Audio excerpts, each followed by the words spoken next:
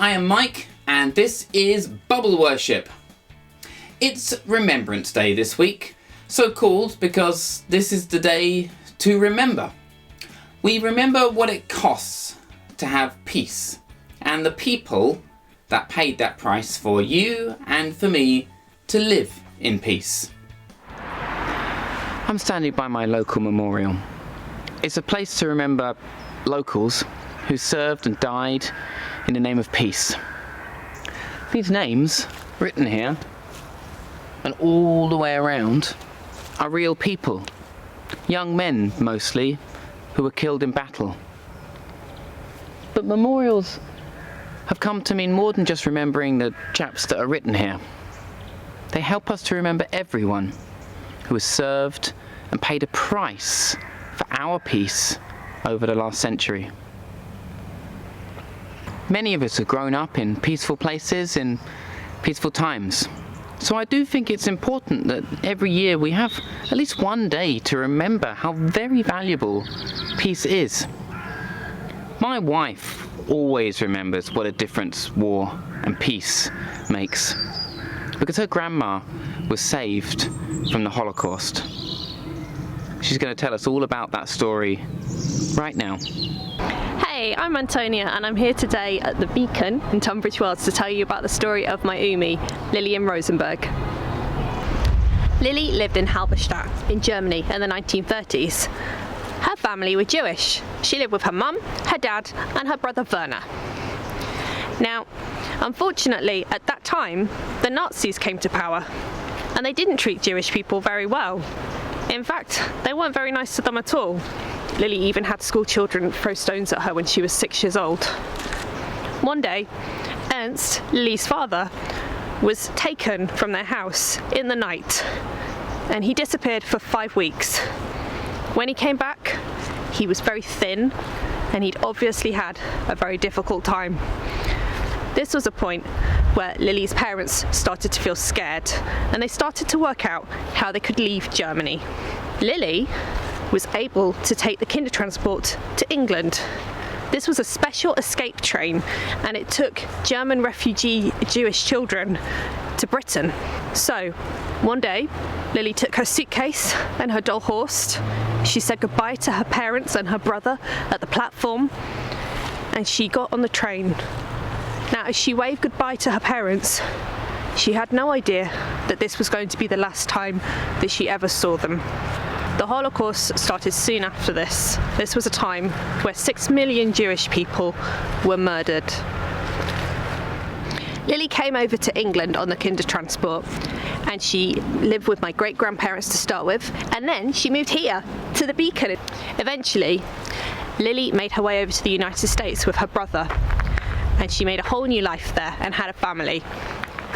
She'd left behind a difficult part of her life, but she'd also left behind her last links with her parents. 60 years later, Umi had an email. It turned out that her neighbour, Horst, had been trying to get in touch with her for years.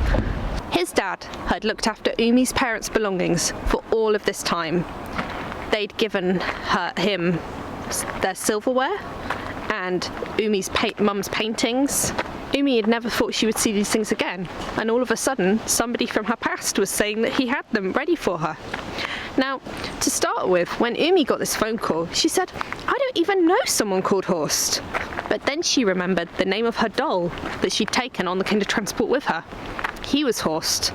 And in fact, Horst, her neighbour, reminded her that they used to play under the kitchen table together when they were small children. It was really, really moving and special that he had spent all of this time trying to get Umi's belongings back to her, that they'd worked so hard to track down her family and that they never gave up trying to return something that wasn't theirs, that they'd looked after, back to the peoples who it was who had lost their parents and their home. Umi had been made an orphan by war, had been adopted by peace, and was now able to reconnect with her parents because of the bravery, tenacity and service of those who believed in giving to life rather than taking life. I never, ever, ever forget the importance, value and power of peacemakers.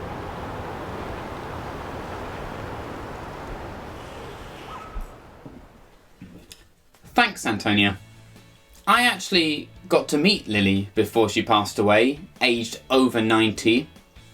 Her whole family came to our wedding.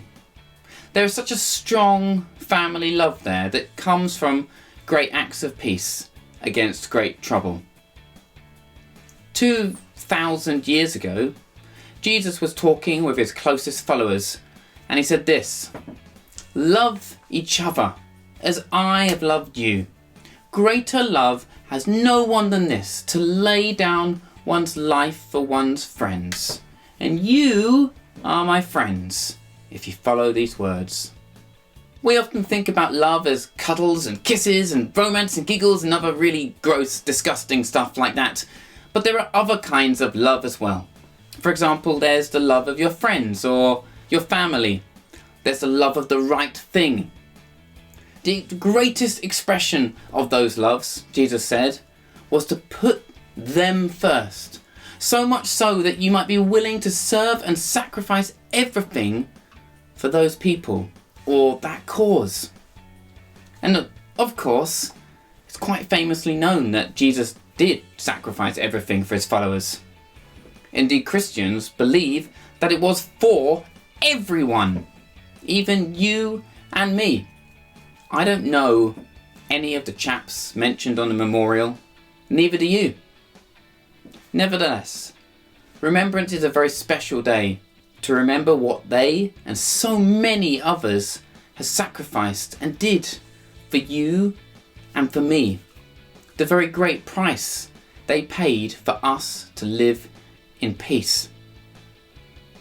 And through Lily's story, Umi's story, I hope that you can recognise what a beautiful, powerful thing peace is. It's customary at Remembrance to have a time of silence. So instead of praying today, let's do that. You might like to reflect on peace, on life, or on the people that have paid for us to have it.